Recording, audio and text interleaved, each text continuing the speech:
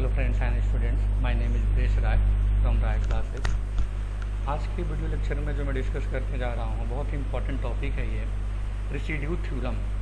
इससे related paper में question आपके पूछे जाते हैं। तो आज मैं जो डिस्कस करूँगा कि रेसिड्यू थ्योरम होती क्या है और इसके फार्मूले के बेस पे किस टाइप्स के न्यूमेरिकल्स हमारे पेपर में पूछे जाते हैं। तो फर्स्ट ऑफ ऑल मैं ये डिस्कस करने जा रहा हूँ कि what is residue theorem. What is residue, इसका स्टेटमेंट है कि if F Z is analytic, if F Z is analytic in A close curve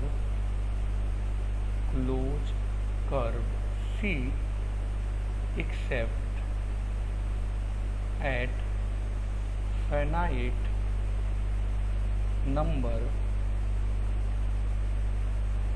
of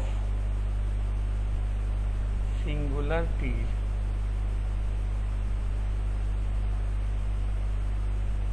points within C, then इसका स्टेटमेंट है आपका F Z D Z equal to 2 pi i into sum of the residue at the singular point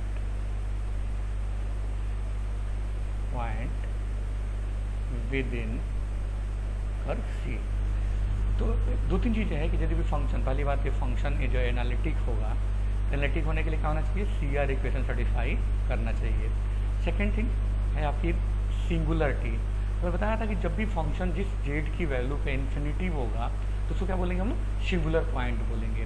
तो जब भी हमें F Z D Z की value निकालनी होगी तो क्या होगा, equal to 2 pi A sum of all the residue, जितने भी रेसिड्यू होंगे। हाँ, कंडीशन क्या होगा कि जो सिंगुलर पॉइंट पर रेसिड्यू होना चाहिए उसको हम लोग क्या करेंगे, 2 पाई से मल्टीप्लाई कर देंगे। तो this can be also written as, हम ऐसे लिख सकते हैं integration F Z D Z equal to C1। मान लो पहला है सिंगुलर पॉइंट C1, दूसरा है आपका C2 F Z D Z, similarly integration C3 F Z, और इन सबको हम ऐड कर देंगे तो क्या ही हो गया, वही आपका इंटीग्रेशन की क्या होगी, वैल्यू होगी। तो इससे रिलेटेड हमारा क्या है, फार्मूला है, ये बहुत इंपॉर्टेंट फार्मूला है। इसी के हेल्प से हम लोग क्वेश्चन सॉल्व करेंगे। Residue theorem. तो रेसिड्यू थ्योरम फार्मूला से डिस्कस करने से पहले मैं अभी इसके पहले वाले वीडियो लेक्चर में वो डिस्कस किया था कि जीरोज एंड पोल्स कैसे फाइंड करते हैं, क्योंकि रेसिड्यू थ्योरम्स में पोल्स का बहुत ही बड़ा इंपॉर्टेंट रोल है। तो मान लीजिए कोई फंक्शन है हमारा एफ जेड है और ये इस टाइप से दिया है, न्यूमरेटर अपॉन डिनोमिनेटर। तो यदि हमारा फंक्शन जो एफ जेड है, एफ जेड जीरो की तरफ टेंड्स करेगा जेड की वैल्यू पे, तो जीरोज होगा।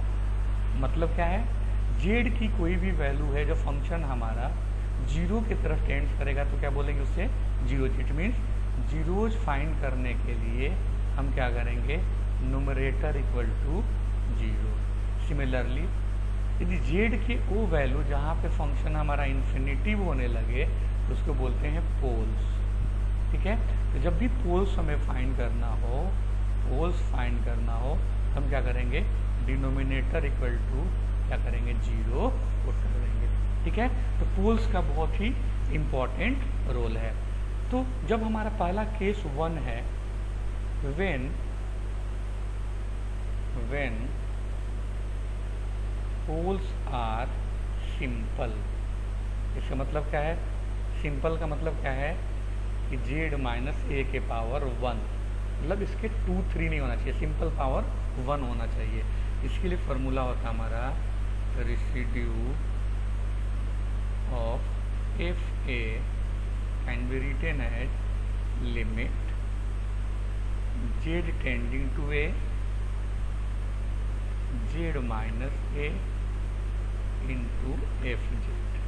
ठीक है, ये हमारा बहुत ही इंपॉर्टेंट फार्मूला है। सेकंड फार्मूला क्या है, जब हमारा व्हेन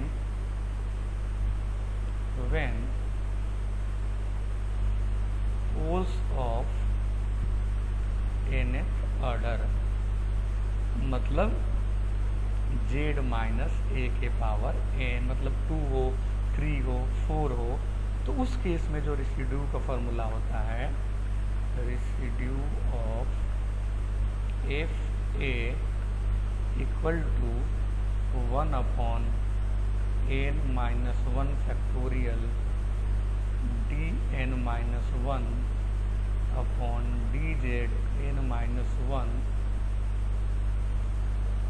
जेड माइनस ए के power n into F Z. यहाँ पे जेड इक्वल टू ए पे, तो n क्या है, जो n हमारा है यहाँ पे ये ऑर्डर है। क्या है, ऑर्डर है जो भी पोल्स का। यदि जेड माइनस ए के पावर 2 होगा तो ऑर्डर क्या होगा, जैसे मान लीजिए कि जेड माइनस ए के पावर 2 होगा तो n की वैल्यू क्या हो गई 2। जेड माइनस ए के पावर मान लीजिए 4 हो गया तो n की वैल्यू क्या हो गई 4। तो ये जब भी हमारा 2 हो, 3 हो, 4 हो, तो ये वाला फार्मूला हम लोग क्या करते हैं, यूज करते हैं। फिर जो हमारा इंटीग्रेशन होता है, फिर हम ये फार्मूला लगा करके हम जो हमारा integration F Z D Z